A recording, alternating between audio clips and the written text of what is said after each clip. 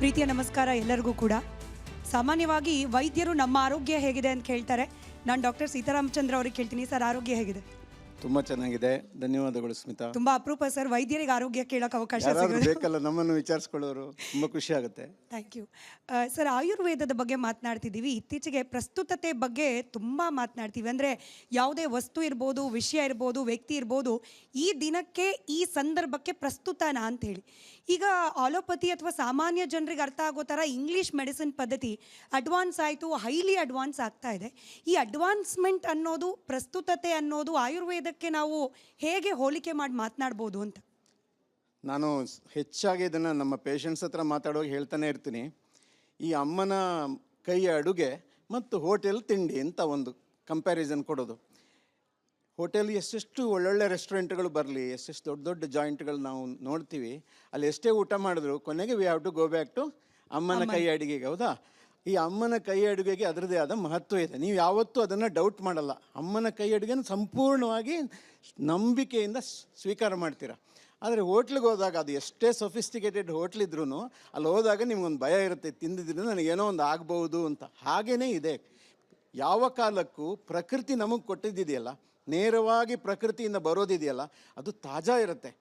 ಅದು ನಮ್ಗೆ ಯಾವತ್ತೂ ಒಳ್ಳೆಯದನ್ನೇ ಮಾಡುತ್ತೆ. ಯಾಕಂದರೆ ನಾವು ಈ ಪ್ರಕೃತಿದೇ ಪ್ರಾಡಕ್ಟು. ಹಾಗಾಗಿ ಪ್ರಕೃತಿ ನೇರವಾಗಿ ನಮಗೆ ಕೊಡೋದು ಯಾವತ್ತೂ ರಿಲೆವೆಂಟೇ. ಹಾಗಾಗಿ 5,000 ವರ್ಷಗಳ ಈ ಒಂದು ಜರ್ನಿಯಲ್ಲಿ ಆಯುರ್ವೇದ ಎಂದೂ ಇರಿಲೆವೆಂಟ್ ಅಂತೂ ಆಗಿಲ್ಲ. ಈಗ ಏನಾಗಿದೆ, ಈ ಆಯುರ್ವೇದವನ್ನೇ ಹೆಚ್ಚಾಗಿ ಸಂಶೋಧನೆಗಳ ಮೂಲಕ ಹೊಸ ಹೊಸ ಪದ್ಧತಿಗಳಾಗಿ ಡೆವಲಪ್ ಮಾಡಿದ್ದಾರೆ. ನಾನು ಯಾವತ್ತೂ ಅಲೋಪತಿಯನ್ನು ಅದೊಂದು ಹೊಸ ಪದ್ಧತಿ ಅಂತ ನಾನು ಕನ್ಸಿಡರ್ ಮಾಡೇ ಇಲ್ಲ. It is a of shoot. Ayurveda ಎಂಬ ಮರಕ್ಕೆ ತುಂಬ ಬ್ರ್ಯಾಂಚ್ಗಳಿದೆ ಮೇಡಮ್. ಅದರಲ್ಲಿ ಅಲೋಪತಿನೂ ಒಂದು ಬ್ರ್ಯಾಂಚ್. ಯಾಕೆ ಹೇಳಿ? ಪೆನ್ಸಿಲಿನ್ನು ಅದು ಇದು ಅಂತ ನಾವು ಆ್ಯಂಟಿಬಯೋಟಿಕ್ಸ್ ಎಲ್ಲ ತಂದಿದ್ದೀವಿ. ಅದೆಲ್ಲ ಮೂಲದಲ್ಲಿ ಆಯುರ್ವೇದದಲ್ಲಿ ಇದ್ದಂಥ ವಿಚಾರಗಳೇ. ಅದನ್ನು ಸಂಶೋಧನೆಗಳ ಮೂಲಕ ಹೊಸದಾಗಿ, ಇನ್ನೂ ಇಫೆಕ್ಟಿವ್ ಆಗಿ, ಇನ್ನೂ ಅದನ್ನು ಬಳಸಲಿಕ್ಕೆ ಯೋಗ್ಯವಾಗಿ, ಅಂದರೆ ಕಾಲಕ್ಕೆ ಅದನ್ನು ಹೊಸ ಹೊಸ ರೀತಿಯಲ್ಲಿ ಕೊಡುವಂಥ ಪ್ರಯತ್ನಗಳಾಗಿ ಒಂದು ಸಿಸ್ಟಮ್ ಆಗಿ ಡೆವಲಪ್ ಆಯಿತು. ಆಯುಷ್ ಅಂತ ನಮ್ಮ ಒಂದು ಬ್ರ್ಯಾಂಡಲ್ಲೇ ನೋಡಿ, ಆಯುರ್ವೇದ ಇದೆ, ಯುನಾನಿ ಇದೆ, ಯೋಗ ಇದೆ ಅಲ್ವಾ, ಸಿದ್ಧ ಇದೆ, ಹೋಮಿಯೋಪತಿ ಇದೆ. ಇದೆಲ್ಲ ಏನು? ಎಲ್ಲ ಹೊಸ ಸಿಸ್ಟಮ್ಸಾ? ಯಾವುದೂ ಅಲ್ಲ. ಆಯುರ್ವೇದ ಎಂಬ ದೊಡ್ಡ ಒಂದು ಆಲದ ಮರದ ಆಫ್ ಶೂಟ್ಸ್ಗಳು ಎಲ್ಲ ಆಯುರ್ವೇದಕ್ಕೆ ಬೇರೆ ಬೇರೆ ಒಂದೊಂದು ದೇಶಗಳಲ್ಲಿ ಒಂದೊಂದು ಹೆಸರು ಬಂತು. ಈಗ ಹೋಮಿಯೋಪತಿ ಒಂದು ಟೋಟಲಿ ಡಿಫ್ರೆಂಟ್ ಚಿಂತನೆ ಅಂತ ನಾವು ಅಂದ್ಕೊಂಡಿದ್ದೀವಿ. ಆದರೆ ಅಲ್ಲಿ ಬಳಸುವ ಔಷಧಗಳೆಲ್ಲನೂ ಕೊನೆಗೆ ಆಯುರ್ವೇದ ಔಷಧಿನೇ. ಅದಕ್ಕೆ ಕೊಡುವ ಒಂದು ಡೋಸೇಜ್ ಇರ್ಬೋದು, ಅದನ್ನು ಕೊಡುವ ರೀತಿ ಇರ್ಬೋದು, ಬದಲಾಗಿದೆ ಅಷ್ಟೇ ಹೊರತು. ಹಾಗಾಗಿ ಎಲ್ಲವೂ ನಮ್ಮದೇ. ವಸುದೈವ ಕುಟುಂಬಕಂ. ಒಂದು ದೊಡ್ಡ ಆಯುರ್ವೇದ ಎಂಬ ಮರ ಬೀಳಲುಗಳನ್ನು ಬಿಟ್ಟಿದೆ, ಬೇರೆ ಬೇರೆ ರೀತಿಯಲ್ಲಿ ನಮ್ಗೆ ಕಾಣ್ತಾ ಇದೆ ಹೊರತು ಅದು ಯಾವುದು ಬೇರೆ ಅಲ್ಲ. ಎಲ್ಲವೂ ನಮ್ಮ ಸಮಾಜಕ್ಕೆ ಬೇಕು. ಈ ಮಾನವಕುಲಕ್ಕೆ ಒಳಿತಾಗುವ ಪ್ರತಿಯೊಂದು ಪದ್ಧತಿಯು ಶ್ರೇಷ್ಠವೇ. ಅದಕ್ಕೆಲ್ಲ ಅಮ್ಮನ ಸ್ಥಾನದಲ್ಲಿರುವ ಆಯುರ್ವೇದ ಬಹಳ ಬಹಳ ಬೇಕು. ಅದನ್ನು ಬಿಡೋಂಗಿಲ್ಲ. ನಿಜ ಸರ್. ಬಟ್ ಆಯುರ್ವೇದ ಅಂದರೆ ತಕ್ಷಣಕ್ಕೆ ನೆನಪಾಗೋದು ಮಸಾಜ್ಗಳು, ಇಲ್ಲದೆ ಹೋದರೆ ಗಿಡಮೂಲಿಕೆಗಳ ಔಷಧಗಳು, ಸ್ಲೋ ಟ್ರೀಟ್ಮೆಂಟು, ಸ್ಲೋ ಎಫೆಕ್ಟು ಅನ್ನೋ ರೀತಿಯಲ್ಲಿ ಒಂದು ಟ್ಯಾಗ್ಲೈನ್ ಬೇರೆ ಅಟ್ಯಾಚ್ ಆಗಿಬಿಟ್ಟಿದೆ. ಬಟ್ ಆಯುರ್ವೇದದಲ್ಲೇ ಆಯಸ್ಸು ಕೂಡ ಮಿಳಿತವಾಗಿರೋದ್ರಿಂದ ಇಟ್ ಈಸ್ ಮೋರ್. ನಾವೇನು ಅರ್ಥ ಮಾಡ್ಕೊಂಡಿದ್ದೀವಿ ಅದಕ್ಕಿಂತ ಹೆಚ್ಚಿನದ್ದು ಅನ್ನೋದು ಯಾಕೆ ಜನರಿಗೆ ಹೆಚ್ಚು ಅರ್ಥ ಆಗ್ತಿಲ್ಲ? ಇವಾಗ ಅವೇರ್ನೆಸ್ ಜಾಸ್ತಿ ಆಗ್ತಿದೆ, ಇಲ್ಲ ಅಂತಲ್ಲ, ಬಟ್ ಇನ್ನೂ ಸ್ವಲ್ಪ ಆಗಬೇಕಾ, ಜನರ ಗಮನ ಇನ್ನೂ ಹೋಗಬೇಕಾ ಅಂತ? ನಾಗಾಲೋಟದಿಂದ ಹೋಗುತ್ತಿರೋ ಬದುಕಿಗೆ ಅದನ್ನು ಸ್ಲೋ ಮಾಡೋಕ್ಕೂ ಒಂದು ವ್ಯವಸ್ಥೆ ಬೇಕಾ ಬೇಡವ ಹೇಳಿ? ಈಗ ನಾವು ದೊಡ್ಡ ದೊಡ್ಡ ದೇವಸ್ಥಾನಗಳ ರಥೋತ್ಸವ ನೋಡ್ತೀವಿ. ಆ ರಥವನ್ನು ತೆಗೆದುಕೊಂಡು ಹೋಗುವಾಗ ಬರೀ ಎಳೆಯೋರಷ್ಟೇ ಇರಲ್ಲ, ಅದನ್ನು ಮಧ್ಯದಲ್ಲಿ ಸ್ಲೋ ಮಾಡೋಕ್ಕೆ ಒಂದು ಆ ಗಾಲಿಯ ಕೆಳಗಡೆ ಅದಕ್ಕೊಂದು ಅಡೆತಡೆಯನ್ನು ಇಡ್ತಾರೆ. ನೋಡಿದ್ದೀರಾ? ತುಂಬ ಫಾಸ್ಟಾಗಿ ಹೋಗಬಾರ್ದು ಅದು ಅಂತ. ಯಾರಿಗೂ ತೊಂದರೆ ಆಗದ ರೀತಿಯಲ್ಲಿ ಅದು ರಥಬೀದಿಯಲ್ಲಿ ಹೋಗಬೇಕಾದ್ರೆ ಮಧ್ಯೆ ಅದಕ್ಕೆ ಬ್ರೇಕ್ ಹಾಕುವಂಥ ವ್ಯವಸ್ಥೆ ಇರುತ್ತೆ. ಈ ಬ್ರೇಕ್ ಹಾಕಿ ಸುಲಲಿತವಾಗಿ ಬದುಕನ್ನು ನಡೆಸುವಂಥ ವ್ಯವಸ್ಥೆಯನ್ನು ಆಯುರ್ವೇದ ರೂಪಿಸಿದೆ. ಅಲ್ಲಿ ಆ ಸ್ಲೋವಿಗೂ ಒಂದು ಮಹತ್ವ ಇದೆ ಅಂತ. ಬರೀ ನಾಗಾಲೋಟದಲ್ಲೇ ನಾವು ಜೀವನವನ್ನು ಯಶಸ್ವಿಗೊಳಿಸೋಕ್ಕಾಗಲ್ಲ.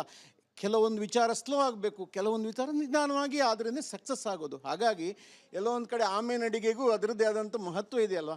ಹಾಗಾಗಿ ಆಯುರ್ವೇದದ ಆ ಸ್ಲೋನೆಸ್ಸಲ್ಲಿ ಪರಿಪೂರ್ಣತೆ ಇದೆ. ಅದು ಯಾಕೆ ಸ್ಲೋ ಇದೆ ಅಂದರೆ ಅದು ರೂಟ್ ಕಾಸನ್ನು ಟ್ರೀಟ್ ಮಾಡುತ್ತೆ. ಯಾವತ್ತೂ ಅಷ್ಟೇ. ನೀವು ಈಗ ನಾವೆಲ್ಲರೂ ಅಲೋಪತಿಯ ಔಷಧಿಗಳನ್ನು ಬಳಸ್ಕೊಂಡೇ ಬೆಳೆದವರು. ಅದರದ್ದೇ ಆದಂಥ ಅಡ್ವಾಂಟೇಜ್ ಅದಕ್ಕಿದೆ. ಆದರೆ ಈ ರೂಟ್ ಕಾಸ್ ಟ್ರೀಟ್ಮೆಂಟ್ ಅನ್ನೋ ವಿಚಾರ ಬಂದಾಗ, ಮೂಲಭೂತವಾಗಿ ಒಂದು ರೋಗವನ್ನು ಮೂಲೋತ್ಪಾಟನೆ ಮಾಡುವ ವಿಚಾರ ಬಂದಾಗ ಖಂಡಿತವಾಗಿ ಆಯುರ್ವೇದಕ್ಕೆ ಪ್ರಾಶಸ್ತ್ಯ ಮತ್ತು ಅದೇ ಮಾಡೋಕ್ಕೆ ಸಾಧ್ಯ ಅದನ್ನು. ಯಾಕಂದರೆ ಆ ಒಂದು ಪದ್ಧತಿಯನ್ನು ನಮ್ಮ ಋಷಿಮುನಿಗಳು 5,000 ವರ್ಷದ ಹಿಂದೆ ತುಂಬ ರಿಸರ್ಚ್ ಮಾಡಿ ಡೆವಲಪ್ ಮಾಡಿದ್ದಾರೆ, ಆಯಿತಾ.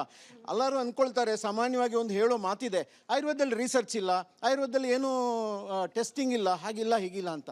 ಇವತ್ತು ನಿನ್ನೆ ವಿಚಾರ ಅಲ್ಲ ಇದು. 5,000 ವರ್ಷಗಳ ಹಿಂದೆ ಆ ಒಂದು ಕಾಲಘಟ್ಟದಲ್ಲಿ ಯಾವತ್ತೂ ಯಾವ ದೇಶದಲ್ಲೂ ಏನೂ ರಿಸರ್ಚೇ ಇಲ್ಲದ ಕಾಲದಲ್ಲಿ ಆಯುರ್ವೇದದ ಋಷಿಮುನಿಗಳು, ಆಗಿನ ತಜ್ಞ ವೈದ್ಯರು, ಚರಕ ಇರ್ಬೋದು, ಸುಶ್ರುತ ಇರ್ಬೋದು, ವಾಗ್ಭಟ ಇರ್ಬೋದು, ಕಾಶ್ಯಪ ಇರ್ಬೋದು ಅಂತ ಅನೇಕ ಋಷಿಗಳು ವರ್ಷಾನುಗಟ್ಲೆ, ಅವಾಗೆಲ್ಲ ತುಂಬ ವರ್ಷ ಬೇರೆ ಬದುಕ್ತಿದ್ರ, ಎಷ್ಟೋ ವರ್ಷ ಸಿಕ್ಕಾಬಟ್ಟೆ ರಿಸರ್ಚ್ ಮಾಡಿ ಡೆವಲಪ್ ಮಾಡಿದಂಥ ಒಂದು ಸಿಸ್ಟಮ್ ಇದು. ಆ ಸಿಸ್ಟಮಿನ ಬ್ಯೂಟಿ ಅಂದರೆ ನೋಡಿ, ಇವತ್ತು ಒಂದು ನಿಫಿಡೆಪಿನ್ ಅಂತ ಒಂದು ಅಲೋಪತಿಯಲ್ಲಿ BP-ಗೆ ಮೆಡಿಸಿನ್ ಬಂದರೆ ಇನ್ನು 20 ವರ್ಷಕ್ಕೆ ಅದು ನಮ್ಮ ಮೆಡಿಸಿನಲ್ ಹೊಸದು ಬಂದಿರುತ್ತೆ. ಟೆಲ್ಮಿಸಾರ್ಟ್ ಅಂತ ತಗೋಬೇಕು ಅಂತ ಒಂದು ಹೊಸದು ಬಂದಿರುತ್ತೆ. ಆವಾಗ ಕೊಟ್ಟಿದ್ದು ಏನಾಯ್ತು, ಅವಾಗ 20 ವರ್ಷ ಹಿಂದೆ ಕೊಟ್ಟಿದ್ದು ಅಲ್ವಾ, ಅದು ಆವಾಗ ಆ ಕಾಲಕ್ಕೆ ಅದುವೇ ಶ್ರೇಷ್ಠ. ಇನ್ನೊಂದು 20 ವರ್ಷ ಹೋದರೆ ಅದು ಶ್ರೇಷ್ಠ ಅಲ್ಲ, ಇನ್ನೊಂದು ಹೊಸದು. ಅದು ಖಂಡಿತ ಹಾಗೆ ವಿಜ್ಞಾನ ಅನ್ನೋದು ಆ ಥರನೇ ಮಾಡ್ಕೊಂಡು ಹೋಗಬೇಕು. ಆದರೆ ಆಯುರ್ವೇದದ ಕಥೆ ಏನಾಗಿದೆ, 5,000 ವರ್ಷ ಹಿಂದೆ ಒಂದು ಬ್ರಾಹ್ಮಿಘೃತ ಅಂತ ಹೇಳಿದರೆ, ಒಂದು ಚ್ಯವನ್ಪ್ರಾಶ್ ಅಂತ ಹೇಳಿದರೆ, ಅದೇ ಒಂದು ಕಾಂಬಿನೇಷನಲ್ಲಿ ಇವತ್ತಿಗೂ ಅದು ಪ್ರಸ್ತುತವಾಗಿ ಉಳಿದಿದೆ ಅಂದರೆ ಆ ಒಂದು ರಿಸರ್ಚಿನ ಆಳ ವೈಶಾಲ್ಯ ಎಷ್ಟಿರ್ಬೋದು ಯೋಚನೆ ಮಾಡಿ. ಹಾಗಾಗಿ ಅಮ್ಮನ ಕೈ ಊಟ ಯಾವತ್ತೂ ಶ್ರೇಷ್ಠವೇ, ಅದನ್ನು ನಾವು ಬಿಡೋಂಗಿಲ್ಲ. ಹಾಗೆ ಮಧ್ಯೆ ಹೋಟ್ಲಿಗೆಲ್ಲ ಹೋಗೋಣ, ಆದರೆ ಬ್ಯಾಕ್ ಟು ಹೋಮ್ ಮತ್ತೆ ಪುನಃ ಅಮ್ಮನ ಕೈ ಊಟನೇ ಬೇಕು ಅಂತ.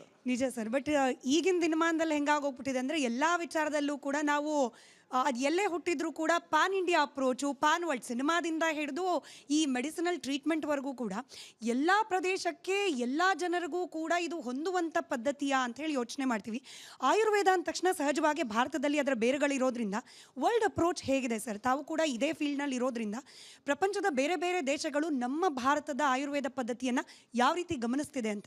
ನಾನು ಈಗ ಆಯುರ್ವೇದ ವೈದ್ಯನಾಗಿ 35 ವರ್ಷ ಆಯಿತು. 1990 ನನ್ನ ಪ್ರಾಕ್ಟೀಸ್ ಸ್ಟಾರ್ಟ್ ಆಯಿತು. ಅಷ್ಟರೊಳಗೆ 5 ವರ್ಷ ಓದ್ತಾ ಇದ್ದಾಗಿಂದ ನಾನು ಜಗತ್ತನ್ನು ಗಮನಿಸ್ತಾ ಇದ್ದೀನಿ. ನಾವೆಲ್ಲ ಆಯುರ್ವೇದಕ್ಕೆ ಬರುವ ಹೊತ್ತಲ್ಲಿ ಆಯುರ್ವೇದ ಒಂದು ತೀರಾ ನೆಗ್ಲೆಕ್ಟೆಡ್ ಸಿಸ್ಟಮ್ ಆಫ್ ಮೆಡಿಸಿನ್, ಯಾರು ಅದನ್ನು ಆಪ್ಟ್ ಮಾಡ್ತಿರ್ಲಿಲ್ಲ. ನಮ್ಮ ತಾತ ಆಯುರ್ವೇದ ಡಾಕ್ಟರ್ ಆಗಿದ್ದರಿಂದ ನನಗೆ ಪ್ರೀತಿ ಇತ್ತು, ನಾನು ಬಂದೆ.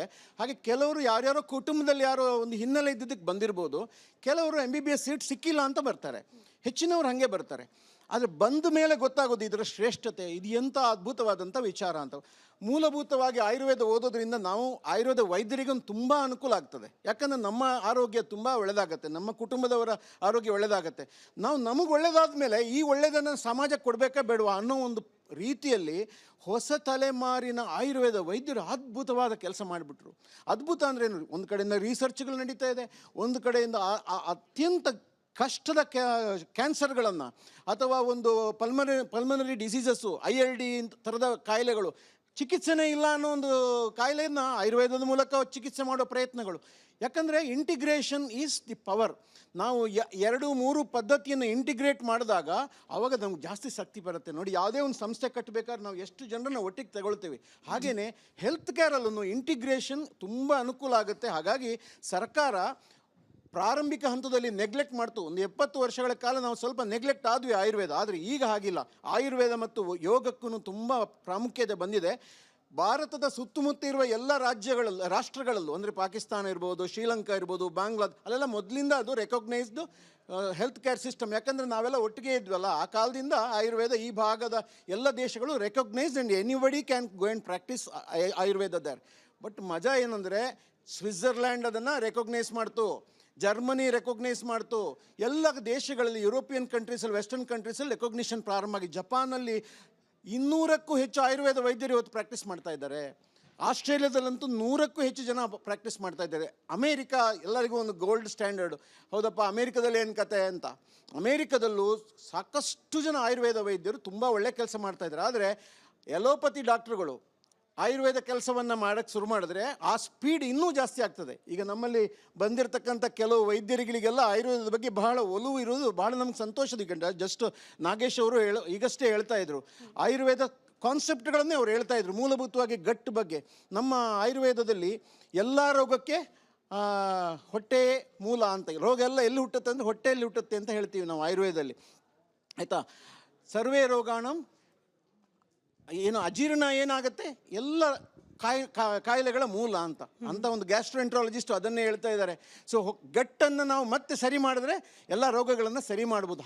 ಆ ಥರದಲ್ಲಿ ಹಿಂದೆ ಇರತಕ್ಕಂಥ ಕಾನ್ಸೆಪ್ಟ್ಗಳಿಗೆ ಹೊಸ ಪರಿಭಾಷೆಯನ್ನು ಕೊಡುವ ಮೂಲಕ ಮತ್ತೆ ಅದನ್ನು ಈ ಒಂದು ಹೊಸ ತಲೆಮಾರಿನ ವೈದ್ಯರೇನಿದ್ದಾರೆ ಅವರಿಗೆ ಪರಿಚಯಿಸೋ ಕೆಲಸ ಆಗಬೇಕು. ಹಾಗಾಗಿ ಎಲ್ಲ MBBS ವಿದ್ಯಾರ್ಥಿಗಳು ಒಂದಷ್ಟು ಆಯುರ್ವೇದವನ್ನು ಪರಿಚಯ ಮಾಡಿಕೊಳ್ಳುವಂಥ ಕರಿಕ್ಯುಲಮ್ ಬಂದರೆ ಈ ಸ್ಪೀಡು ಇನ್ನೂ ಚೆನ್ನಾಗಾಗತ್ತೆ ಅಂತ ನಾನು ಅಂದ್ಕೊಳ್ತೀನಿ. ಸ್ವಿಟ್ಜರ್ಲ್ಯಾಂಡು, ಜರ್ಮನಿ ಥರ ಜಗತ್ತಿನ ಎಲ್ಲ ದೇಶಗಳಲ್ಲೂ ಅಲ್ಲಲ್ಲಿ ಆಯುರ್ವೇದ ಆಕ್ಸೆಪ್ಟ್ ಆಗ್ತಾ ಇದೆ. ಈಗ ಉದಾಹರಣೆಗೆ ಮಿಡ್ಲ್ ಈಸ್ಟ್ ಕಂಟ್ರಿಗಳಲ್ಲಿ ಸೌದಿ ಅರೇಬಿಯಾ ಮತ್ತು ಇದು ಏನು ಕುವೈತು, ದುಬೈ, ಇಲ್ಲೆಲ್ಲ ಸಾಕಷ್ಟು ಆಯುರ್ವೇದ ವೈದ್ಯರಿದ್ದಾರೆ. ಒಳ್ಳೊಳ್ಳೆ ಆಯುರ್ವೇದ ಪಂಚಕರ್ಮ ಸೆಂಟರ್ಸ್ ಇದೆ. ಯಾಕಂದರೆ ನಮ್ಮ ಕೇರಳದ ಅನೇಕ ಜನ ಅಲ್ಲಿ ಹೋಗಿ ವಾಸ ಮಾಡ್ತಾರೆ, ಅವ್ರಿಗೆ ಬೇಕಾಗಿತ್ತು, ಅವ್ರು ಮಾಡಿದ್ರು. ಈಗ ನಮ್ಮ ಬೆಂಗಳೂರಿನ ಅಥವಾ ಕೇರಳದ ಅನೇಕ ಆಯುರ್ವೇದ ಆಸ್ಪತ್ರೆಗಳಿಗೆ ಮಿಡ್ಲ್ ಈಸ್ಟಿನ ಹೈಯೆಸ್ಟ್ ಜನ ಪೇಷಂಟ್ಸ್ ಬರ್ತಾರೆ. ಭಾರತ ದೇಶದ ಓವರಾಲ್ GDPಗೆ ನಮ್ಮ ಆಯುರ್ವೇದದ ದೊಡ್ಡ ಕಾಣಿಕೆ ಇದೆ. ಎಷ್ಟೋ ಬಿಲಿಯನ್ ರುಪೀಸ್ನ ಒಂದು ಕೊಡುಗೆಯನ್ನು ಆಯುರ್ವೇದ ಫಾರ್ಮಾ, ಆಯುರ್ವೇದ ಥೆರಪಿಟಿಕ್ಸ್, ಆಯುರ್ವೇದ ಹಾಸ್ಪಿಟಲ್ಗಳು ಕೊಡ್ತಾ ಇವೆ. ಅನೇಕ ಬಾರಿ ಆಶ್ಚರ್ಯ ಆಗೋ ಮಟ್ಟದ ಒಂದು ಟರ್ನ್ ಓವರ್ ಅಥವಾ GDPಗೆ ನಮ್ಮ ಕೊಡುಗೆ ಇದೆ ಅನ್ನೋದಂತ ನಾವು ತುಂಬ ಹೆಮ್ಮೆಯಿಂದ ಹೇಳ್ಕೊಳ್ತೀವಿ. ಹಾಗಾಗಿ ಆಯುರ್ವೇದ ಅಂದಿಗೂ ರಿಲೆವೆಂಟ್, ಇಂದಿಗೂ ರಿಲೆವೆಂಟ್. ನಾನು ಆ್ಯಕ್ಚುಲಿ ಇಲ್ಲಿ ವಿದ್ಯಾರ್ಥಿಗಳು ಇರೋದ್ರಿಂದ ಆ ಪ್ರಶ್ನೆಯನ್ನು ಮುಂದಿನ ಭಾಗದಲ್ಲಿ ಕೇಳೋಣ ಅಂದ್ಕೊಂಡಿದ್ದೆ ಸರ್. ಅಂದರೆ ಕೆರಿಯರ್ ಆಗಿ ತೆಗೆದುಕೊಳ್ಬೇಕು ಅನ್ನೋವರಿಗೆ ಆಯುರ್ವೇದ ನಿಜಕ್ಕೂ ಸೂಟಬಲ್ ಅಂತ ಕೇಳೋಣ ಅಂತಿದೆ. ಅರ್ಧ ಉತ್ತರ ಕೊಟ್ಬಿಟ್ರಿ, ಇನ್ನೂ ಏನಾದರೂ ಆ್ಯಡ್ ಮಾಡೋದಿದ್ರೆ? ಖಂಡಿತವಾಗಿ. ಈಗ ಆ ಒಂದು ಗೊಂದಲ ಎಲ್ಲ ಮಕ್ಕಳಲ್ಲೂ ಇರ್ತದೆ. ನಾವು ಆಯುರ್ವೇದ ತಗೊಂಡ್ರೆ ನಮಗೆ ಎಷ್ಟು ಫಸ್ಟ್ ಸಂಬಳ ಎಷ್ಟು ಬರುತ್ತೆ, ನಂದು ಆ್ಯನ್ಯುವಲ್ ಪ್ಯಾಕೇಜ್ ಎಷ್ಟು. ಇವತ್ತಿನ ಎಲ್ಲ ಹುಡುಗರಿಗೆ ಯಾವುದೋ ಕೋರ್ಸ್ ಸೆಲೆಕ್ಟ್ ಮಾಡುವಾಗ ಫಸ್ಟ್ ಕೇಳೋದು ಎಷ್ಟು ಪ್ಯಾಕೇಜ್, ಪಾಸಾದ ದಿವಸ ನನಗೆ ಎಷ್ಟು ಪ್ಯಾಕೇಜ್ ಅಂತ. ಬಹುತೇಕ ನಾನು ಹೇಳ್ತೀನಿ ಆನ್ ಎನ್ ಎವರೇಜು 4 ರಿಂದ 5 ಲಕ್ಷ ರೂಪಾಯಿ ಪ್ಯಾಕೇಜು ನಿಮಗೆ ವೈದ್ಯರಾಗಿ ಹೊರಗೆ ಬರುವಾಗ ಸಿಕ್ಕುವಂಥ ಒಂದು ವಾತಾವರಣ ಇವತ್ತು ಆಯುರ್ವೇದದಲ್ಲಿದೆ. ಅದು ನೀವು ಯಾವುದೋ ಒಂದು ಆಸ್ಪತ್ರೆಗೆ ಹೋಗಿ ಅಡ್ಮಿಟ್ ಆಗಿ ಅಲ್ಲಿ ಕೆಲಸ ಮಾಡಲಿಕ್ಕೆ ಶುರು ಮಾಡಿದ್ರೆ ಆಸ್ಪತ್ರೆಯವರು ಕೊಡುವ ಪ್ಯಾಕೇಜನ್ನು ನಾನು ಹೇಳ್ತಾ ಇರೋದು. ನೀವು ಸ್ವತಃ ನಿಮ್ಮದೇ ಕ್ಲಿನಿಕ್ ಹಾಕಿದ್ರೆ, ಒಂದು ಪಂಚಕರ್ಮ ಸೆಂಟರ್ ಮಾಡಿದ್ರೆ ನೀವು ತಿಂಗಳಿಗಷ್ಟು ಸಂಪಾದನೆ ಮಾಡ್ಬೋದು. ಓಕೆ, 5 ಲಕ್ಷ ರೂಪಾಯಿ ಪ್ರತಿ ತಿಂಗಳು ಸಂಪಾದನೆ ಮಾಡುವಂಥ ಆಯುರ್ವೇದ ವೈದ್ಯರು ಎಷ್ಟೋ ಜನ ಬೆಂಗಳೂರಿನಲ್ಲಿದ್ದಾರೆ. ಆಯಿತು, ಅಷ್ಟು ಚೆನ್ನಾಗಿ ಸಮಾಜ ಆಯುರ್ವೇದವನ್ನು ಸ್ವೀಕರಿಸಿದೆ. ಒಂದು ಕಾಲದಲ್ಲಿ ಬರೋ ವೈದ್ಯರ ಇದು ಏನು ಪೇಷಂಟ್ಸ್ ಎಲ್ಲ ಚಿಕಿತ್ಸೆಗಳನ್ನು ಟ್ರೈ ಮಾಡಿ ಕೊನೆಗೆ ಇನ್ನು ವಾಸಿನೇ ಆಗಲ್ಲ ಅನ್ನೋ ಕಾರಣಕ್ಕೆ ನಮ್ಮ ಹತ್ರ ಬರೋರು. ಈಗ ಹಾಗಲ್ಲ, ಆ ಒಂದು ಟ್ರೆಂಡ್ ಬದಲಾಗಿದೆ. ಫಸ್ಟೇ ನಮ್ಮ ಹತ್ರ ಬಂದು ಕೇಳೋದು, ಏನಾದರೂ ಆಯುರ್ವೇದದಲ್ಲಿ ಚಿಕಿತ್ಸೆ ಇದೆಯಾ, ನನಗೆ BP ಬಂದಿದೆ ಏನು ಮಾಡ್ಬೋದು, ನನಗೆ BP ನಾನು ಜೀವನದುದ್ದಕ್ಕೂ ಮಾತ್ರೆ ತಗೋಬಾರ್ದು, ಶುಗರ್ ಬಂದಿದೆ ನಾನು ಏನು ಮಾಡಬೇಕು. ಫಸ್ಟೇ ಆಯುರ್ವೇದಕ್ಕೆ ಬರುವಂಥ ಒಂದು ಟ್ರೆಂಡ್ ಬಂದಿದೆಯಲ್ಲ, ಅದು ಬಹಳ ಆರೋಗ್ಯಕರ ಬೆಳವಣಿಗೆ ಅಂತ ನನಗನ್ಸುತ್ತೆ. ನಿಜ ಸೀತಾರಾಮ್ ಪ್ರಸಾದ್ ಸರ್, ನೋಡಿ ನಾವು ಮಾತನಾಡುವಾಗ ನೀವು ಗ್ಲೋಬಲ್ ಅಪ್ರೋಚ್ ಬಗ್ಗೆ ಮಾತನಾಡ್ತಿದ್ವಿ, ಬಟ್ ಮನೆಯಿಂದ ಶುರು ಮಾಡೋಣ ನಾವು ಮತ್ತೆ ಮಾತುಕತೆಯನ್ನು. ಈ ಇಂಗ್ಲೀಷ್ ಮೆಡಿಸಿನಲ್ಲಿ ಏನಾಗುತ್ತೆ, ನಿಮ್ಮ ಆರೋಗ್ಯ ಹದಗೆಟ್ಟಾಗ ನಮಗೆ ಮೆಡಿಸಿನ್ ಸಿಗುತ್ತೆ. ಬಟ್ ಆಯುರ್ವೇದದಲ್ಲಿ ನಮ್ಮ ದಿನಚರಿಯಿಂದಲೇ ಒಂದು ಪದ್ಧತಿಯನ್ನು ಅಳವಡಿಸ್ಕೊಳ್ಳಿಕ್ಕೆ ಸೂಚನೆಗಳನ್ನು ಕೊಡ್ತಾ ಹೋಗ್ತಾರೆ. ನಾವು ಮಲಗೋದ್ರಿಂದ ಹಿಡಿದು ಎದ್ದೇಳೋವರೆಗೂ, ಹಾಗೆ ಊಟದಿಂದ ಹಿಡಿದು ನಮ್ಮ ದಿನಚರಿವರೆಗೂ ಎಲ್ಲದಕ್ಕೂ ಕೂಡ ಆಯುರ್ವೇದದಲ್ಲಿ ಒಂದು ಸಂದೇಶ ಇದೆ ಅಂತ. ಅದಕ್ಕೆ ಬಹುಶಃ ನಾವು ದೇವ್ರ ಹತ್ರ ಕೇಳ್ಕೊಳ್ಳುವಾಗ ಆರೋಗ್ಯ ದೇಹಿಮೆ ಅಂತ ಕೇಳ್ಕೊಳ್ತೀವಿ. ನಮ್ಮ ಆಯುರ್ವೇದ ಕೊಡೋದೇ ಅದನ್ನ ಅಂತ ಹೇಳಿ. ಕರೆಕ್ಟ್, ಹೌದು. ಈಗ ಒಂದು ದಿನಚರ್ಯ, ಋತುಚರ್ಯ ಅಂತ ಒಂದು ಭಾಳ ಬ್ಯೂಟಿಫುಲ್ ಕಾನ್ಸೆಪ್ಟನ್ನು ಆಯುರ್ವೇದ ಆ ಕಾಲದಲ್ಲೇ ಕೊಡ್ತು.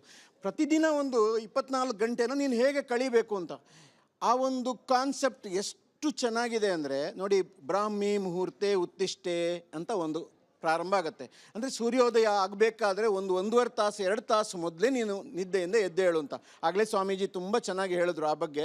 ನಾವು ಯಾಮಗಳ ಲೆಕ್ಕದಲ್ಲಿ ಯೋಚನೆ ಮಾಡಿ ರಾತ್ರಿಯನ್ನು 4 ಭಾಗ ಮಾಡಿ, ಮೊದಲನೇ ಭಾಗ ಕೊನೆ ಭಾಗ ಮಲಗಬಾರ್ದು, ಮಧ್ಯದ 2 ಭಾಗದಲ್ಲಿ ಅಷ್ಟೇ ಮಲಗಬೇಕು ಅಂತ ಹೇಳಿದ್ರು. ಅದೇ ಅಲ್ಲಿಗೆ ಬಂದು ಕೂತ್ಕೊಳ್ಳುತ್ತೆ ಅದು. ಅಂದರೆ ಬೆಳಿಗ್ಗೆ ಸುಮಾರು 4:15 ಗಂಟೆ 5 ಗಂಟೆ ಹೊತ್ತಿಗೆ ನಾವು ಎದ್ದು ನಮ್ಮ ಆ ಪ್ರತಿನಿತ್ಯದ ಕೆಲಸವನ್ನು ಪ್ರಾರಂಭ ಮಾಡಿದ್ರೆ, ಎದ್ದು ನನ್ನ ನಿನ್ನೆ ತಿಂದ ಆಹಾರ ಜೀರ್ಣವಾಗಿದೆಯಾ ಅಂತ ಗಮನಿಸು, ಮಲಮೂತ್ರಗಳ ವಿಸರ್ಜನೆ ಚೆನ್ನಾಗಿ ಆಗಿದೆಯಾ ಇಲ್ವಾ ಪ್ರತಿಯೊಂದು ಗಮನಿಸು. ಪ್ರತಿದಿನವೂ ಮಲಮೂತ್ರ ವಿಸರ್ಜನೆಗೆ ಸಾಕಷ್ಟು ಸಮಯ ಕೊಡು, ಅದಕ್ಕೆ ಪ್ರಾಶಸ್ತ್ಯ ಕೊಡು. ಒಂದಷ್ಟು ನೀರನ್ನು ಉಷಾಪಾನ ಅಂತ ಹೇಳ್ತೀವಿ, ಬೆಳಗ್ಗೆ ಎದ್ದು ನೀರು ಕುಡೀರಿ, ಗೊತ್ತಾಯ್ತಾ. ಆಮೇಲೆ ಎಷ್ಟು ಹೊತ್ತಿಗೆ ನಾವು ಸ್ನಾನ ಮಾಡಬೇಕು ಅನ್ನೋದೊಂದು ವಿಚಾರ ಬಂದಾಗ, ಯಾವತ್ತೂ ಬೆಳಗ್ಗೆ ಬ್ರೇಕ್ಫಾಸ್ಟ್ ಮಾಡಿ ಸ್ನಾನ ಮಾಡುವಂಥ ದೊಡ್ಡ ಒಂದು ಇದೇ ಇದೆ ನಮ್ಮಲ್ಲಿ ಟ್ರೆಂಡು. ಯಾಕಂದರೆ ಫಸ್ಟ್ ತಿನ್ನೋದು ಆಮೇಲೆ ಸ್ನಾನ ಅಂತ, ಹಂಗೆ ಮಾಡಬಾರ್ದು. ಸ್ನಾನ ಮಾಡಬೇಕು. ನಮ್ಮ ಪದ್ಧತಿಗೆ ತಕ್ಕಂತೆ ಪೂಜೆ ಪಾಠ, ಏನಾದರೂ ಒಂದು ಸ್ವಲ್ಪ ಧ್ಯಾನ, ಒಂದು ಸ್ವಲ್ಪ ಹೊತ್ತು ಯೋಗ, ಇದನ್ನೆಲ್ಲ ಮಾಡಬೇಕು. ಈ ಆರೋಗ್ಯ ಅನ್ನೋದು 3 ಕಾಲುಗಳಿರ್ತಕ್ಕಂಥ ಒಂದು ಟ್ರೈಪಾಡ್ ಮೇಲೆ ನಿಲ್ಲುತ್ತೆ. ಅತ್ಯಂತ ಉತ್ತಮವಾದ ಆರೋಗ್ಯ ನಮಗೆ ಬೇಕಂದರೆ ಈ 3 ಟ್ರೈಪಾಡನ್ನು ಆಯುರ್ವೇದ ಹೇಳುತ್ತೆ. ಒಂದು ಮುಖ್ಯವಾಗಿ ಆಹಾರ ಚೆನ್ನಾಗಾಗಬೇಕು, ಆಹಾರ ಕರೆಕ್ಟಾಗಿರಬೇಕು, ಅದಕ್ಕೆಲ್ಲ ಆಯುರ್ವೇದ ತುಂಬ ಪ್ರಿನ್ಸಿಪಲ್ಸ್ ಹೇಳಿದೆ. ನಾನು ಅವಕಾಶ ಸಿಕ್ಕಿದರೆ ಹೇಳ್ತೀನಿ. 2ನೇದು ನಿದ್ರೆ, ಆಯಿತಾ, ತುಂಬ ಒಳ್ಳೆ ನಿದ್ದೆ ಆಗಬೇಕು ಅಂತ. 3ನೇದು ಎಕ್ಸರ್ಸೈಸ್ ಅಥವಾ ವಿಹಾರಕ್ಕೆ ವಿಚಾರ, ನಾವು ಹೇಗೆ ದಿನವನ್ನು ಕಳಿತೀವಿ ಅಂತ. ಆ ಆಹಾರ, ವಿಹಾರ ಮತ್ತು ನಿದ್ರೆ ಈ 3ನ್ನು ಡಿಪೆಂಡ್ ಹಾಕ್ಕೊಂಡು ನಮ್ಮ ಇಡೀ ಜೀವನ ಅಥವಾ ನಮ್ಮ ಆರೋಗ್ಯ ಚೆನ್ನಾಗಿರುತ್ತೆ ಅಥವಾ ಕೆಟ್ಟು ಹೋಗುತ್ತೆ ಅನ್ನೋದು. ಈ 3ಕ್ಕೂ ಬಹಳ ದೊಡ್ಡ ಪ್ರಾಮುಖ್ಯತೆಯನ್ನು ಆಯುರ್ವೇದ ಕೊಟ್ಟಿದೆ. ಆಯುರ್ವೇದದ ಸಂಪೂರ್ಣ ಫೋಕಸ್ ಇರೋದು ರೋಗ ಬರದಂಗೆ ಮಾಡೋದು ಹೇಗೆ ಅಂತ. ಎಲ್ಲ ಥ್ರೂ ಔಟ್ ಎಲ್ಲ ಪುಸ್ತಕ, ನೀವು ಚರಕ ಸಂಹಿತ ತಗೊಳ್ಳಿ, ಸುಶ್ರುತ ತಗೊಳ್ಳಿ, ವಾಗ್ಭಟ ತಗೊಳ್ಳಿ, ಯಾವ ಸಂಹಿತ ತಗೊಳ್ಳಿ, ಎಲ್ಲದರಲ್ಲೂ ರೋಗ ಬರದಂತೆ ಕಾಪಾಡುವ ಬಗ್ಗೆನೇ ಹೆಚ್ಚಿನ ಪ್ರಯತ್ನಗಳು ನಡೆದಿವೆ. ಆದರೆ ರೋಗ ಬಂದ ಮೇಲೆ ಆ ಕಾಲಕ್ಕೆ ಇದ್ದಂತಹ ರೋಗಗಳು, ಸೀಮಿತವಾದ ರೋಗಗಳು, ಆ ಸೈನ್ಸ್ ಬೆಳೆದ ಕಾಲಕ್ಕೆ ಈಗ ಇಷ್ಟೊಂದು ಅಗಾಧ ಪ್ರಮಾಣದಲ್ಲಿ ರೋಗಗಳು ಬೆಳೀತಾ ಬಂದಂಗೆ ನಾವು ಈಗಿನ ಕಾಲದ ಆಯುರ್ವೇದ ತಜ್ಞರು ಅಥವಾ ಆಯುರ್ವೇದ ಕ್ಷೇತ್ರದಲ್ಲಿ ಕೆಲಸ ಮಾಡುವವರು ಆ ಕಾಲದಲ್ಲಿ ಕೊಟ್ಟಂಥ ಸೂತ್ರಗಳ ಆಧಾರದ ಮೇಲೆ ಈಗಿನ ರೋಗಗಳಿಗೆ ಔಷಧಗಳನ್ನು ಡೆವಲಪ್ ಮಾಡ್ತಾ ಇದ್ದೇವೆ. ಫಾರ್ ಎಕ್ಸಾಂಪಲ್, ಈಗ ಡೆಂಗು ಅನ್ನೋದೊಂದು ಕಾಲದಲ್ಲಿ ಇಲ್ಲದೆ ಇರೋಂಥ ಕಾಯಿಲೆ ಈಗ ಬಂದಾಗ ಏನು ಕೊಡ್ಬೋದಪ್ಪ ಅಂತ ನೋಡಿದಾಗ ಈ ಪಾರಿಜಾತದ ಎಲೆ ಇರ್ಬೋದು ಅಥವಾ ಪಪ್ಪಾಯಿ ಎಲೆ ಇರ್ಬೋದು, ಅಂಥ ಜ್ಯೂಸ್ಗಳನ್ನು ಅದೇ ಆಯುರ್ವೇದವನ್ನು ಕೊಟ್ಟು ಇವತ್ತಿಗೂ ಡೆಂಗು ಬಂದಾಗ ಎಲ್ಲ ತಜ್ಞ ವೈದ್ಯರು ಎಷ್ಟು ಒಳ್ಳೆ ಆಸ್ಪತ್ರೆಗೆ ಹೋದರೂ ಒಂದು ಪಪ್ಪಾಯಿ ಎಲೆಯ ಒಂದು ಮಾತ್ರೆಯನ್ನು, ಸಿರಪ್ಪನ್ನು ಒಂದು ಪ್ರಿಸ್ಕ್ರಿಪ್ಷನಾಗಿ ಕೊಡ್ತಾರೆ. ಯಾಕಂದರೆ ಅದರಲ್ಲಿ ಪ್ಲಾಟ್ಲೆಟ್ ಕೌಂಟ್ ಚೆನ್ನಾಗಾಗತ್ತೆ, ವೈರಲ್ ಲೋಡ್ ಸ್ವಲ್ಪ ಕಮ್ಮಿ ಆಗುತ್ತೆ ಅನ್ನೋದು ಕಂಡುಕೊಂಡಿದ್ದೀವಿ. ಹೆಚ್ಚಿನ ರೋಗಗಳು ಬರ್ತಾ ಇರೋದು ಇವತ್ತು ವೈರಸ್ಸಿಂದ ಬರ್ತಾ ಇದೆ. ವೈರಸ್ಸಿನ ವಿಚಾರ ಬಂದಾಗ ಮಾಡರ್ನ್ ಮೆಡಿಕಲ್ ಸೈನ್ಸಲ್ಲಿ ಸ್ವಲ್ಪ ಲಿಮಿಟೇಷನ್, ತುಂಬ ಔಷಧಗಳು ಇಲ್ಲ, 1, 4, 6 ಕೆಲವು ಆ್ಯಂಟಿವೈರಲ್ ಮೆಡಿಸಿನ್ಸ್. ಬಟ್ ಆಯುರ್ವೇದದಲ್ಲಿ ಹಾಗಲ್ಲ, ಪ್ರತಿಯೊಂದು ಎಲೆಯಲ್ಲೂ ಪ್ರತಿಯೊಂದು ಬೇರಲ್ಲೂ ಒಂದಲ್ಲ ಒಂದು ವೈರಸ್ಸನ್ನು ವಾಸಿ ಮಾಡುವಂಥ ರೋಗ. ನಿಮಗೆ ಫೇಮಸ್ ಯಾವುದು ಅಂದರೆ jaundice, hepatitis A, hepatitis B, hepatitis C ಅಂತ ಎಷ್ಟು ಥರದ ಹೆಪಟೈಟಿಸ್ ಇದ್ರೂ ಆಯುರ್ವೇದದ ಆ್ಯಂಟಿವೈರಲ್ ಮೆಡಿಸಿನ್ಸ್ ತುಂಬ ಒಳ್ಳೆ ಕೆಲಸ ಮಾಡ್ತದೆ ಅನ್ನೋದನ್ನು ಫಸ್ಟ್ ಕಂಡುಕೊಂಡ್ರು. ನಮ್ಮಲ್ಲಿ ಒಬ್ಬರು ಕಂಪನಿಯವರು ಬಹಳ ಒಳ್ಳೆ ಪ್ರಾಡಕ್ಟ್ ಮಾಡಿದ್ರು. ಅದಾದಮೇಲೆ ಪ್ರತಿಯೊಂದು ಆಯುರ್ವೇದ ಕಂಪನಿನೂ ಒಂದು ಲಿವರ್ಗೊಂದು ಮೆಡಿಸಿನ್ ಮಾಡ್ತು.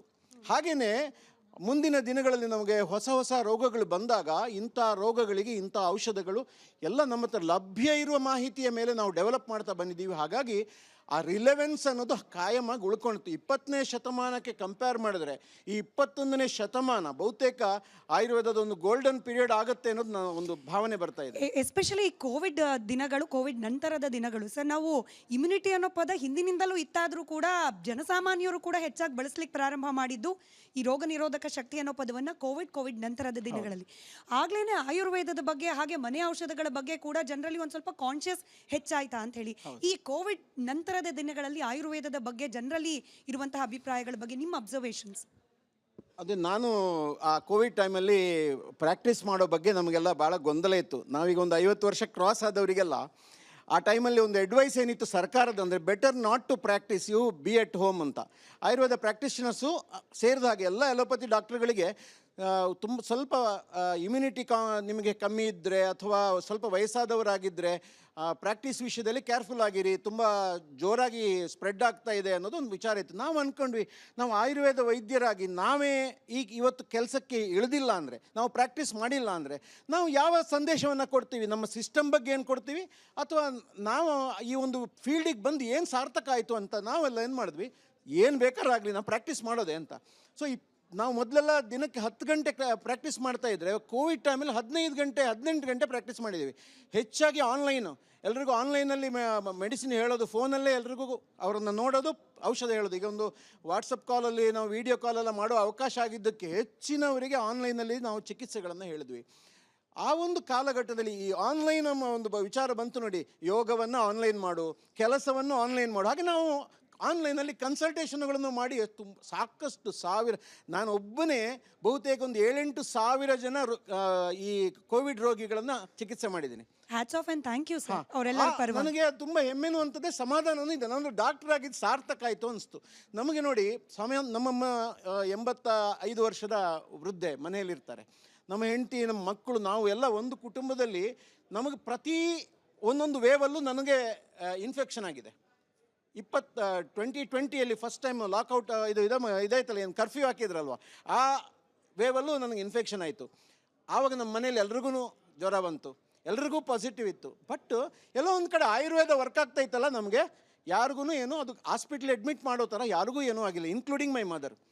21 ಭಾಳ ಡೇಂಜರ್ ಸ್ಥಿತಿ, ಹೈಯೆಸ್ಟ್ ಜನ ಸತ್ತಿದ್ದು ಭಾರತದಲ್ಲೇ 10 ಲಕ್ಷಕ್ಕೂ ಜಾಸ್ತಿ ಜನ ಸತ್ತರು. ಅವಾಗ ಮತ್ತೊಂದು ರೌಂಡ್ ನಮಗೆ ಕೋವಿಡ್ ಅಟ್ಯಾಕ್ ಆಯಿತು, ಮನೆಯಲ್ಲ ಎಲ್ರಿಗೂ ಆಯಿತು. ಬಟ್ ಎಲ್ಲ 1 ದಿವಸ 2 ದಿವಸ ಜ್ವರ ಬಂತು, ಕೋಲ್ಡ್ ಬಂತು, ಎಲ್ಲ ಒಂದು ಕಡೆ ನಮ್ಮೊಳಗಡೆ ಇರ್ತಕ್ಕಂಥ ಆಯುರ್ವೇದ ನಮ್ಮನ್ನು ಕಾಪಾಡ್ತಾ ಇತ್ತು. ಹಾಗೆ 3ನೇ ಬಾರಿ ಬಂದಾಗ ಮತ್ತೆ ಪುನಃ ನಮಗೆಲ್ರಿಗೂ ಎಫೆಕ್ಟ್ ಆಗಿದೆ. ಆದರೆ ಅಷ್ಟೊತ್ತಿಗೆ ವ್ಯಾಕ್ಸಿನ್ ಎಲ್ಲ ತಗೊಂಡಿದ್ವಿ, ಅವಾಗ ಇನ್ನೂ ಒಂದು ಸ್ವಲ್ಪ ಸೇಫ್ ಆಗಿದ್ವಿ. ಆದರೆ ಈ ಒಂದು ಕಾಲಘಟ್ಟದಲ್ಲಿ ಜನ ಎಷ್ಟೇ ನೀವು ಪ್ರಯತ್ನ ಮಾಡಿದ್ರೂ ಹೊಸ ಹೊಸ ರೋಗಾಣು ಬರುತ್ತೆ. ನಾವು ಆ ಹೊಸ ರೋಗಾಣು ಬರೋದನ್ನಂತೂ ಪ್ರಿವೆಂಟ್ ಮಾಡೋಕ್ಕಾಗಲ್ಲ. ಆದರೆ ಬರುವ ರೋಗಾಣು ಬಂದು ನಾವು ಅದಕ್ಕೆ ಔಷಧಿ ಹುಡಿಯುವ ಮೊದಲು ಆ ಮಧ್ಯದ ಗ್ಯಾಪಲ್ಲಿ ನಮ್ಮನ್ನು ಯಾವುದಾದ್ರೂ ಬಚಾವ್ ಮಾಡಬಹುದಂದರೆ ಅದು ಟ್ರೆಡಿಷನಲ್ ಮೆಡಿಸಿನ್, ಅದರಲ್ಲಿ ವಿಶೇಷವಾಗಿ ಆಯುರ್ವೇದ. ಯಾಕಂದರೆ ಆಯುರ್ವೇದಕ್ಕೊಂದು ಸ್ಟ್ರಾಂಗ್ ಬೇಸಿಸ್ ಇದೆ, ಶಾಸ್ತ್ರದ ಒಂದು ನೆಲೆಗಟ್ಟಿದೆ ಭಾಳ ಸ್ಟ್ರಾಂಗ್ ಆಗಿ. ಈಗ ವಾತಪಿತ್ತ ಕಫ ಅನ್ನೋ ಒಂದು ವಿಷಯನ ಆಗ ಸ್ವಾಮೀಜಿಯವರು ಹೇಳಿದ್ರು. ಇದೊಂದು ಎಂಥ ಬ್ಯೂಟಿಫುಲ್ ಕಾನ್ಸೆಪ್ಟ್ ಅಂದರೆ, ಪ್ರತಿಯೊಬ್ಬ ವೈದ್ಯ ವಿದ್ಯಾರ್ಥಿ, ಯಾವ MBBS ಇರ್ಬೋದು, ಹೋಮಿಯೋಪತಿ ಇರ್ಬೋದು, ಎಲ್ಲರೂ ತಿಳ್ಕೊಳ್ಬೇಕಾದಂಥ ವಿಚಾರ. ಆಯುರ್ವೇದ ಹೇಳುವ ವಾತ ಪಿತ್ತ ಕಫ ಅಂದರೆ ಏನು, ನನ್ನ ಪ್ರಕೃತಿ ಏನು. ಪ್ರತಿಯೊಬ್ಬ ವ್ಯಕ್ತಿಗೂ ಒಂದು ಅವನದೇ ಆದ ಪ್ರಕೃತಿ ಇರುತ್ತೆ. ಈ ವಾತ ಪಿತ್ತ ಕಫದಲ್ಲಿ ಒಂದು ಕಾಂಬಿನೇಷನ್ ಇರ್ಬೋದು ಅಥವಾ ಇಂಡಿವಿಜುವಲ್ ಆಗಿ ಇರ್ಬೋದು. ಅದು ಏನು ಅನ್ನೋದನ್ನು ನಾವು ಪ್ರತಿಯೊಬ್ಬ ವ್ಯಕ್ತಿಯು ತಿಳ್ಕೊಂಡು ಔಷಧ ಅಥವಾ ಆಹಾರ ತೆಗೆದುಕೊಳ್ಳುವಾಗ ನಾನು ನನ್ನ ಪ್ರಕೃತಿಗೆ ಯೋಗ್ಯವಾದ ಆಹಾರ ತಗೋಬೇಕು ಅಥವಾ ಅದಕ್ಕೆ ತಕ್ಕಂಥ ಔಷಧಿಯನ್ನು ತೆಗೆದುಕೋಬೇಕು ಅಂತ ಒಂದು ಮಾಹಿತಿ ಇದೆ ಆಯುರ್ವೇದದಲ್ಲಿ. ಇದು ಯಾವ ಸಿಸ್ಟಮಲ್ಲೂ ಇಲ್ದಿರತಕ್ಕಂಥ ವಿಚಾರ. ಎಷ್ಟು ಹಳೇ ಒಂದು ಸಿಸ್ಟಮ್ ಹೌದಾದರೂ ಅಷ್ಟೇ ರಿಲೆವೆಂಟ್ ಆಗಿದೆ. ಯಾಕಂದರೆ ಈ ವಾತಪಿತ್ತ ಕಫ ಅನ್ನೋ ಕಾನ್ಸೆಪ್ಟು ಅದು ಆಯುರ್ವೇದ ಕೊಟ್ಟಂಥ ಒಂದು ವಿಶೇಷ ಒಂದು ಕಾನ್ಸೆಪ್ಟು. ನೋಡಿ, ನಾನೊಂದು ಸಣ್ಣ ಉದಾಹರಣೆ ಜೊತೆಗೆ ಅದು ಹೇಗೆ ನಡೀತದೆ ಅಂತ ಹೇಳ್ತೀನಿ. ಭಾರತಕ್ಕೆ ಸ್ವಾತಂತ್ರ್ಯ ತಂದು ಕೊಟ್ಟ 3 ಎಲ್ಲ ಸಿಕ್ಕಾಪಟ್ಟೆ ಸ್ವಾತಂತ್ರ್ಯ ಹೋರಾಟಗಾರರಲ್ಲಿ ಅವರು 3 ಜನರ ಉದಾಹರಣೆ ತಗೊಂಡ್ರೆ, ಈಗ ಮಹಾತ್ಮ ಗಾಂಧೀಜಿಯವರಿದ್ದರು, ವಲ್ಲಭಭಾಯಿ ಪಟೇಲ್ರಿದ್ದರು, ನೆಹರು ಇದ್ದರು. ನಮಗೆ ಎಲ್ಲರಿಗೂ ಪರಿಚಯ ಇದ್ದಾರೆ ಅನ್ನೋ ಕಾರಣಕ್ಕೆ 3 ಜನರ ಹೆಸರು ಹೇಳ್ತೀನಿ. ಈ 3 ಜನರ ಒಂದು ವಾತಪಿತ್ತ ಕಫ ಅನಾಲಿಸಿಸ್ ಮಾಡಿದ್ರೆ ನಮ್ಮ ಮಹಾತ್ಮ ಗಾಂಧಿ ಇದ್ದಾರೆ ನೋಡಿ, ಪಕ್ಕಾ ಒಂದು ಏನು ವಾತ ನೇಚರ್ ಇರ್ತಕ್ಕಂಥ ವ್ಯಕ್ತಿ. ಬಹಳ ಸ್ಪೀಡಲ್ಲಿ ನಡೆಯೋದು, ಸ್ಟ್ರಿಲ್ ವಾಯ್ಸು, ಹೈಟು, ಲೀನ್ ಪರ್ಸನಾಲಿಟಿ, ಗೋ ಗೆಟರ್, ಏನಾರೊಂದು ಇದಕ್ಕೆ, ಆಮೇಲೆ ತ್ಯಾಗಕ್ಕೆ ಸಿದ್ಧ, ಫಾಸ್ಟಿಂಗ್ ಮಾಡೋಕ್ಕೆ ಸಿದ್ಧ, ಸೆರೆಮನೆಗೆ ಹೋಗೋಕ್ಕೆ ಸಿದ್ಧ, ಆ ಥರ ನೇಚರ್ ಇರ್ತಕ್ಕಂಥ ಒಂದು ವ್ಯಕ್ತಿತ್ವ ಇದೆಯಲ್ಲ, ಅದು ವಾತ ನೇಚರು ಅಂತ ನಾವು ಕರಿತೀವಿ. ಅದೇ ಸ್ವಲ್ಪ ಪಿತ್ತ ನೇಚರ್ ಅಂದರೆ ಡಿಪ್ಲೊಮ್ಯಾಟಿಕ್ ಇರ್ತಾರೆ, ಸ್ವಲ್ಪ ಒಂದು ವ್ಯವಸ್ಥೆಯನ್ನು ನಡೆಸ್ಕೊಂಡು ಹೋಗುವ ಒಂದು ಆಡಳಿತಾತ್ಮಕ ವ್ಯವಸ್ಥೆ, ದೇಹದ ಒಳಗಡೆ ಎಲ್ಲ ಮೆಟಬಾಲಿಸಮನ್ನೆಲ್ಲ ಮೇಂಟೈನ್ ಮಾಡುವಂಥ ವ್ಯವಸ್ಥೆಗೆ ಪಿತ್ತ ಅಂತ ಕರಿತೀವಿ. ನಾವು ಅದನ್ನು ನೆಹರು ಅವರಲ್ಲಿ ನೋಡ್ತೀವಿ. ಆ ಪಿತ್ತ ಪರ್ಸನಾಲಿಟಿ ಯಾವ ಥರ ಇರುತ್ತೆ ಅನ್ನೋದನ್ನು ನೆಹರು ಅಲ್ಲಿ ನೋಡ್ತೀವಿ. ಕೊನೆಗೆ ಬಂದು ಪಟೇಲರು, ಏನು ನಮ್ಮ ವಲ್ಲಭಭಾಯಿ ಪಟೇಲ್ರು ಇದ್ರಲ್ವಾ, ಅವರು ಯಾವ ಕೆಲಸ ಮಾಡಿದ್ರು ಭಾರತದಲ್ಲಿ? ಸ್ವಾತಂತ್ರ್ಯ ಹೋರಾಟ ಕಾಲದಲ್ಲಿ ಮಾಡಿದ್ದಲ್ದೇ ಸ್ವಾತಂತ್ರ್ಯ ಬಂದ ನಂತರ ಇಡೀ 540 ಸಂಸ್ಥಾನಗಳನ್ನ ಒಟ್ಟು ಸೇರಿಸಿದ್ರು. ನೋಡಿ, ನಮ್ಮ ದೇಹದಲ್ಲಿ ಯಾವುದೋ ಒಂದು ಕೆಲಸ ಮಾಡಬೇಕು, ಎಲ್ಲರನ್ನು ಒಟ್ಟು ಸೇರಿಸುವಂಥ, ಹಿಡಿದಿಟ್ಕೊಳ್ಳುವಂಥ ಕೆಲಸ, ಅದಕ್ಕೆ ಹೆಸರು ಕಫ ಅಂತ. ಕಫ ಅನ್ನೋದು ಕೆಮ್ಮುದಾಗ ಹೊರಗಡೆ ಬರುವ ಕಫ ಅಷ್ಟೇ ಅಲ್ಲ, ದೇಹದೊಳಗಡೆ ಒಂದು ಪ್ರಿನ್ಸಿಪಲ್ ಇದೆ, ಒಂದು ಎನರ್ಜಿ ಇದೆ, which keeps us healthy, which keeps everything together. ಆ ಟುಗೆದರ್ನೆಸ್ಸನ್ನು ಅಚೀವ್ ಮಾಡುವಂಥ ಒಂದು ಎನರ್ಜಿಗೆ ಕಫ ಅಂತ ಕರಿತೀವಿ. ಅದನ್ನು ನಾವು ಸರ್ದಾರ್ ವಲ್ಲಭಭಾಯಿ ಪಟೇಲಲ್ಲಿ ನೋಡ್ಬೋದು. ಈ 3 ಎಕ್ಸಾಂಪಲ್ ತಗೊಂಡು ನಾನು ಎಲ್ಲಿಗೆ ಸೇರ್ತೀನಿ ಅನ್ನೋದನ್ನು ಪ್ರತಿಯೊಬ್ಬ ವ್ಯಕ್ತಿಯು ಅರ್ಥ ಮಾಡಿಕೊಂಡು ಅದಕ್ಕೆ ತಕ್ಕ ಹಾಗೆ ಜೀವನ ಮಾಡಬೇಕು ಅಂತ ಹೇಳಕ್ ಬಯಸ್ತೀನಿ. Very well explain sir. ನನಗೆ ಗೊತ್ತಿಲ್ಲ, ಅಂದರೆ ಆಯುರ್ವೇದವನ್ನು ಹೀಗೆಲ್ಲ, ಅಂದರೆ ಸ್ವತಂತ್ರ ಹೋರಾಟಗಾರರ ಹೋಲಿಕೆಯನ್ನು ಕೊಟ್ಟು ವಿವರಿಸಬಹುದು ಅಂತ ಹೇಳಿ ನನಗೂ ಗೊತ್ತಿರಲಿಲ್ಲ. ಅದರ ಜೊತೆಗೆ ನೀವು ಹೇಳಿದ್ರಿ ಗ್ಲೋಬಲ್ ಅಪ್ರೋಚ್ ಬಂದಿದೆ ಇದೀಗ ಆಯುರ್ವೇದ ಅಂತ ಹೇಳಿ. ನಮ್ಮದೇ ಪರಂಪರೆ, ನಮ್ಮದೇ ನಾಡಿನಲ್ಲಿ ಹುಟ್ಟಿರ್ತಕ್ಕಂಥ ವೈದ್ಯಕೀಯ ಪದ್ಧತಿ, ನಾವೆಲ್ಲರೂ ಕೂಡ ಅದರ ಕಡೆಗೆ ಹೆಚ್ಚಿನ ಗಮನವನ್ನು ವಹಿಸೋಣ, ನಮ್ಮದಾಗಿಸ್ಕೊಳ್ಳೋಣ ಅಂತ ಹೇಳ್ತಾ ಥ್ಯಾಂಕ್ ಯು ಸರ್, ಮತ್ತೊಮ್ಮೆ ನಮ್ಮ ಕಾರ್ಯಕ್ರಮದಲ್ಲಿ ಧನ್ಯವಾದಗಳು. ಇಂಥ ಉತ್ತಮವಾದಂಥ ಒಂದು ಕಾರ್ಯಕ್ರಮವನ್ನು ನೀವು ಆರ್ಗನೈಸ್ ಮಾಡಿದಿರಿ. ಇವತ್ತು ಬೆಳಗ್ಗೆ ಗುರುಗಳು ಕೊಟ್ಟಂಥ ಒಂದು ಮೆಸೇಜ್ ಏನಿದೆ, 2 ಸಲ ಊಟ, ಇವತ್ತೊಂದು ಕಾರ್ಯಕ್ರಮಕ್ಕೆ, ಇಡೀ ಕಾರ್ಯಕ್ರಮಕ್ಕೆ ಅದೊಂದು ಕಳಶಪ್ರಾಯವಾದಂಥ ಮೆಸೇಜನ್ನು ಕೊಟ್ಟಿದ್ದಾರೆ. ನಾವೆಲ್ಲರೂ ಪ್ರಯತ್ನ ಮಾಡುವ, ನಮ್ಮ ಭಾಷೆಯಲ್ಲಿ ಹೆಡ್ಲೈನ್ ಸ್ಟೇಟ್ಮೆಂಟ್, ಹೌದು, ಅದನ್ನು ಖಂಡಿತ ಫಾಲೋ ಮಾಡ್ಲಿಕ್ಕೆ ಅಭ್ಯಾಸ ಮಾಡೋಣ. ನನ್ನ ಒಂದು ಟೇಕ್ ಹೋಮ್ ಮೆಸೇಜ್ ಏನಂದರೆ, ಅನಾರೋಗ್ಯ ಆದಾಗ ಫಸ್ಟ್ ಆಯುರ್ವೇದ ಡಾಕ್ಟರ್ ಹತ್ರ ಹೋಗಿ, ಅವರೇನಾದರೂ ಬೇರೆ ಡಾಕ್ಟರ್ ಹತ್ರ ಕಳಿಸ್ಕೊಟ್ರೆ ಆವಾಗ ಬೇರೆ ಪದ್ಧತಿಗೆ ಹೋಗಿ. ಯಾಕಂದರೆ ಅವ್ರಿಗೊಂದು ಅವಕಾಶ ಕೊಡಿ. ಅರ್ಲಿ ಸ್ಟೇಜಲ್ಲಿ ನಮ್ಮಲ್ಲಿ ಚಿಕಿತ್ಸಾ ಪದ್ಧತಿ ತುಂಬ ಚೆನ್ನಾಗಿ ಕೆಲಸ ಮಾಡುತ್ತೆ ಅಂತ. ತುಂಬ ಲೇಟ್ ಸ್ಟೇಜಿಗೆ ನಮ್ಮ ಔಷಧಗಳು ಕೆಲಸ ಮಾಡೋಕ್ಕೆ ಕಷ್ಟ ಆಗುತ್ತೆ. ಸೊ ವೆರಿ ಅರ್ಲಿ ಸ್ಟೇಜಲ್ಲಿ ಯಾವುದೇ ಕಾಯಿಲೆಗಾದರೂ ಆಯುರ್ವೇದದಲ್ಲಿ ಸಂಪೂರ್ಣ ಆರೋಗ್ಯವನ್ನು ಪಡ್ಕೊಳ್ಳಿಕ್ಕೆ ಅವಕಾಶ ಇದೆ ಅಂತ ಹೇಳಕ್ಕೆ ಬಯಸ್ತೀನಿ. ಧನ್ಯವಾದ ಸರ್ ಮತ್ತೊಮ್ಮೆ. ಆಯುರ್ವೇದದ ಅನುಕೂಲದ ಬಗ್ಗೆ ತಿಳಿಸಿಕೊಟ್ಟಂತಹ ಡಾಕ್ಟರ್ ಸೀತಾರಾಮ್ ಪ್ರಸಾದ್ ಅವರಿಗೆ ತುಂಬ ಧನ್ಯವಾದಗಳು. ಅವರಿಗೆ ಗೌರವ ಸ್ಮರಣಿಕೆಯನ್ನು ನೀಡುವುದಕ್ಕೆ ರಿಪಬ್ಲಿಕ್ ಕನ್ನಡದ ಸಂಪಾದಕರು ಶ್ರೀಮತಿ ಶೋಭಾ ಮಳವಳ್ಳಿಯವರು ವೇದಿಕೆ ಮೇಲೆ ಬರಬೇಕು ಅಂತ ಕೇಳ್ಕೊಡ್ತೀನಿ. ಜೋರಾದ ಚಪ್ಪಾಳೆ ಬರಲಿ ಡಾಕ್ಟರ್ ಸೀತಾರಾಮ್ ಪ್ರಸಾದ್ ಅವರು.